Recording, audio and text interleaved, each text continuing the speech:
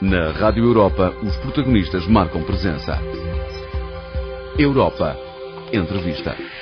Com Mónica Peixoto. Porque é preciso mudar Portugal. Um professor universitário decidiu criar um novo partido político. Eduardo Correia, 43 anos, é o mentor do MMS, Manifesto Mérito e Sociedade, e o convidado do Europa Entrevista. Desde 3 de setembro está a recolher as assinaturas necessárias para criar o partido. Ao todo terão de ser 7.500. As propostas do MMS são polémicas. Dentre elas estão a redução do número de câmaras municipais para 100, a redução do número de funcionários públicos e deputados, a proibição do déficit das contas públicas, impostos mais baixos e um salário mínimo acima dos 1.000 euros. Muito boa tarde, Eduardo Correia. Muito obrigada por ter aceito o convite para participar no Europa Entrevista. Começo por lhe perguntar o que é que leva um professor universitário, não sei se tem algum passado de militância política ou de militância cívica, mas o que é que o leva a envolver-se nessa experiência, nesta vontade de querer constituir um novo partido político em Portugal? Esclarecer apenas a sua curiosidade prévia, não tenho qualquer experiência política. Sou, como a maioria dos portugueses, um observador, ou tenho sido um observador. 25 de Abril deu-se quando eu tinha 10 anos. Vivemos nessa fase, nos anos seguintes, uma fase de grande militância do povo em geral, por um conjunto de causas nas quais Portugal se revia. E, portanto, não sou alguém que tenha pertencido ou militado em partidos políticos. A razão pela qual decidi criar um novo partido político prende-se com o conjunto de medidas que eu considero necessárias implementar em Portugal. E esse conjunto de medidas foram, no fundo, expressas da forma escrita naquilo que eu chamei o documento Manifesto Mérito e Sociedade. E quando olhei para o global das medidas, um conjunto muito vasto e intrasetorial, ou seja, medidas que vão desde o sistema político à educação, à saúde, ao civismo, à justiça, ao ambiente, rapidamente percebi que as medidas nunca seriam implementadas por um dos atuais partidos políticos. E nunca seriam implementadas por um dos atuais partidos políticos, nomeadamente o PS e o PSD, que são aqueles partidos que tradicionalmente ambicionam ao política ao normalmente poder. É feita entre eles, Exatamente.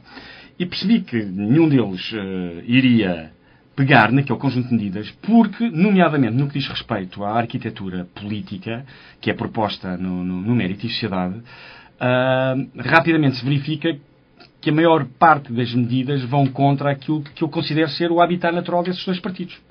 E o habitat natural desses dois partidos no sentido em que, de facto, na sociedade portuguesa de hoje, esses dois partidos invadem a administração pública e, no fundo, a administração pública e um conjunto de instituições ligadas ao Estado mais não serve para fornecer empregos, atividades para pessoas com militância num desses dois partidos. Aliás, basta olharmos para ver o que é que acontece quando se muda um ministro ou um secretário de Estado. Há 200 ou 300 pessoas toda a orgânica de um ministério para a prateleira, continuam a ganhar, mas depois entram mais 200 ou 300 da confiança política. Portanto, não faz sentido nenhum. Portugal tem que funcionar como um todo e a cor partidária não deve ser fator de promoção. E, portanto, a decisão vem precisamente aí. Estas medidas, que são as medidas que fazem sentido para desenvolver Portugal, para trazer a Portugal a qualidade de vida que os portugueses ambicionam, só são possíveis com um movimento paralelo, porque os atuais dois partidos, onde o poder alterna, não vão, de certa forma, ou de certeza absoluta, adotá-las. E, portanto, a necessidade, a decisão nasce precisamente aí. E qual foi o momento para si que considera fulcral nessa sua decisão? Porque uma coisa é sermos observadores atentos da sociedade e termos ideias, outra coisa é querermos pôr as mãos na massa, como se costuma dizer. Qual foi para si, ainda por mais no momento em que se cada vez mais fala dos movimentos de cidadãos como alternativa aos partidos políticos, qual foi o momento que considerou essencial e crucial na sua vida e provavelmente das pessoas que estão consigo nesta aventura para pôr as mãos na massa, passar da observação à prática? Olha, é uma decisão que é estritamente pessoal. Aliás, posso lhe dar um parênteses. A maior parte das pessoas que me são queridas não aprovam. E não aprovam porque consideram que é quase impossível mudar Portugal. E, portanto, é uma decisão muito pessoal. É uma decisão que tem a ver com fortes convicções da minha parte. E não há um momento. No fundo, é a constatação de que é necessário fazer algo por Portugal. Não podemos continuar a viver da forma como temos vindo a viver. Não podemos continuar a acreditar nos mesmos discursos vazios. Não podemos continuar a apoiar as mesmas políticas que apenas beneficiam determinadas famílias de interesses. Portugal tem capacidade e talento suficiente para ser um país de referência na Europa. Para isso, é preciso mudar um conjunto de aspectos muito profundos que vão desde a forma como, e volto a insistir, como o Estado, a administração pública e as instituições e os políticos funcionam. A regra começa por aí. E depois há um conjunto de aspectos onde a população, obrigatoriamente, e as empresas terão que intervir, que todos eles, em sintonia, farão com que Portugal possa seguir o exemplo de países com dimensão idêntica, com níveis de periferia idênticos. Estou-me a lembrar, por exemplo, da Irlanda ou da Finlândia, que já têm vindo a fazer um trabalho nas últimas décadas verdadeiramente fantástico, com resultados. Porque o nosso problema, poder-se-ia dizer, bom, o Eduardo Correia hoje apeteceu-lhe criticar o sistema político e, portanto, é mais um daqueles que fala no vazio. De todo, esta classe de políticos pôs Portugal na cauda da Europa. Ouça, o nosso salário mínimo nacional são 460 euros. Eu até acho graça, por exemplo, a sindicalistas virem propor medidas ultra-inteligentes para que o salário mínimo passe a ser 500 euros até 2010. Acho isso ouça, um desrespeito pela classe trabalhadora. De quem defende a classe trabalhadora em Portugal. É necessário fazer muito mais. É necessário sermos muito mais ambiciosos e temos talento em Portugal para o fazer. Aliás, uma das ideias fortes do seu manifesto, o manifesto chama-se, recordo, Manifesto Mérito e Sociedade.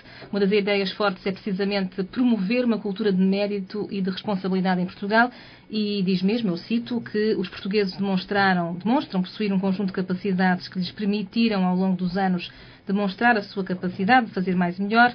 A forma de funcionamento de Portugal hoje não contribui para o aproveitamento e utilização dessas características. Isso, na sua opinião, acontece precisamente por falta dessa cultura de mérito? Naturalmente. Também. Ouça, eu costumo dizer, se olharmos para a nossa história, somos de facto um povo com uma história extraordinária. Não há na Europa muitos povos que tenham uma história idêntica à nossa. Tão ambiciosa. Portanto, os portugueses são um povo ambicioso. Aliás, basta olharmos para a realidade dos portugueses que saem de Portugal e vão para outros países. Bom, o melhor treinador em Inglaterra é um português, o melhor financeiro na Suíça é um português, o melhor neurocirurgião em Boston é um português, o melhor investigador oceanográfico na Califórnia é um português, a melhor empregada doméstica em Paris será certamente uma portuguesa. Bom, é algo que é comum a diferentes níveis culturais, a diferentes estratos sociais. E, portanto, os portugueses têm um enorme talento que está desaproveitado.